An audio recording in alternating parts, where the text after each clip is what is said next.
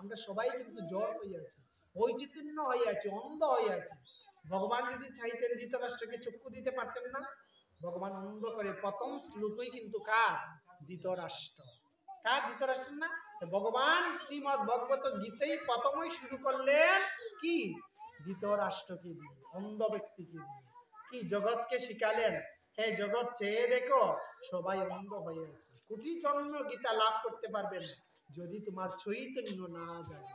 বুঝতে পারছো? যদি চৈতন্য না জাগে, কোটি জন্ম ভগবত তত্ত্ব তোমার হৃদয়ে উদিত হবে না। হাজার চেষ্টা করলেও ভগবানের নাম নিতে পারবে না। হ্যাঁ, দেখবেন আমরা যে এইখানে বসে ভগবানের নাম শুনছি, দেখবেন একদিন ওই নাম শোনার জন্য ভগবান আমাদের কৃপা করবে, কৃপা করবে।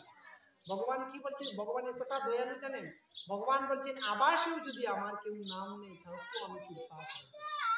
যে শুনতে পারছে না নাম, আড়াল থেকে যদি আমার নাম নেই, আমি তাকে কৃপা করে থাকি। যেমন দয়াল আর আসবে, আসবে নি?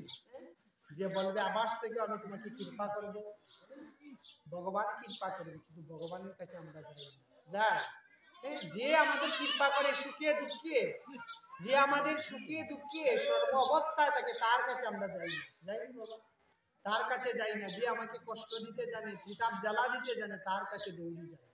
যে আমার সব দুঃখে সুখে থাকে, কিন্তু তার কাছে যাই না।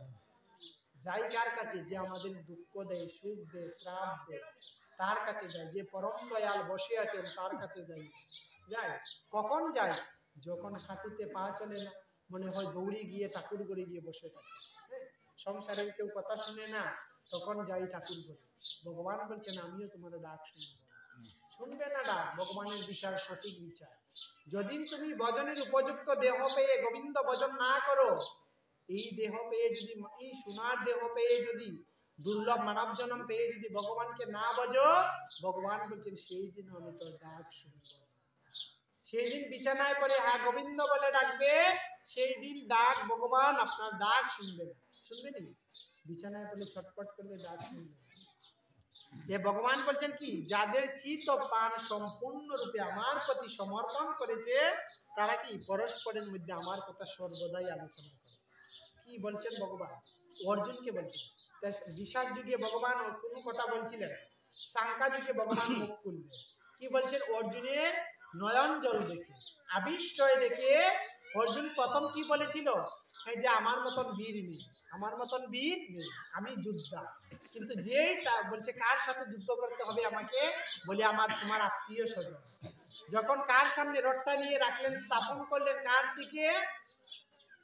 ভগবান কি অর্জুনের রথের সারথি? অর্জুনের রথের সারথি ভগবান।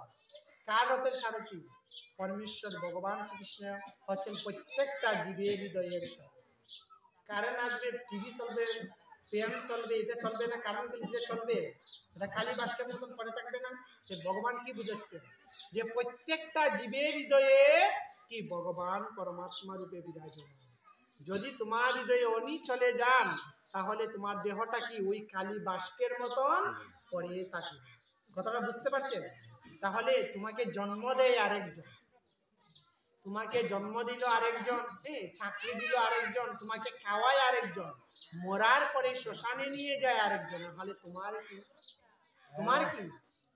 কথাটা বুঝতে পারছেন বাবা? এটা সাংখ্যা যুগে অর্জুন ভগবান শ্রীকৃষ্ণকে বলছেন। কি বলছেন? জন্ম দেয় তোমাকে আরেকজন, চাকরি দেয় আরেকজন, মরার পরে শ্মশানে নিয়ে যায় আরেকজন। তাহলে তোমার কি? তোমার কিছু আছে?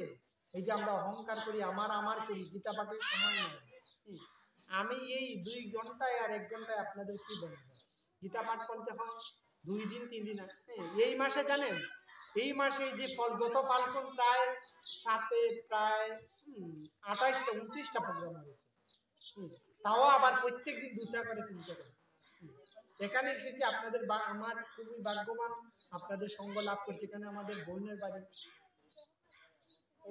ওখানে এসেছি, কিন্তু ওই স্থানে কিন্তু আমার আসার কথা ছিল না। এসেছি আমার বোনের বাড়ি, এই পরিবেশে কিন্তু আমি আইসি না। কিসের জন্য আসি না জানেন বাবা?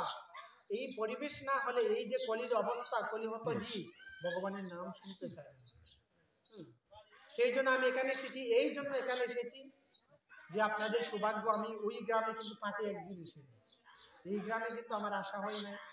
কিন্তু গত কয়েকদিন ধরে আসার ইচ্ছা ছিল, ওইখানে আসলাম, আপনাদের চরণ দুলা পেলাম। তো ভগবানের এই ভগবান কি বলছেন, অর্জুন বলছে আমাকে ভগবান কার সামনে নিয়ে গেলেন, রথটা স্থাপন করলেন, অর্জুনের মধ্যে স্থাপন করলেন। দেখেন ভীষ্ম আছেন, দুর্যোধন আছে, গুরু দ্রোণাচার্য, সবার সামনে রথটা রাখলেন।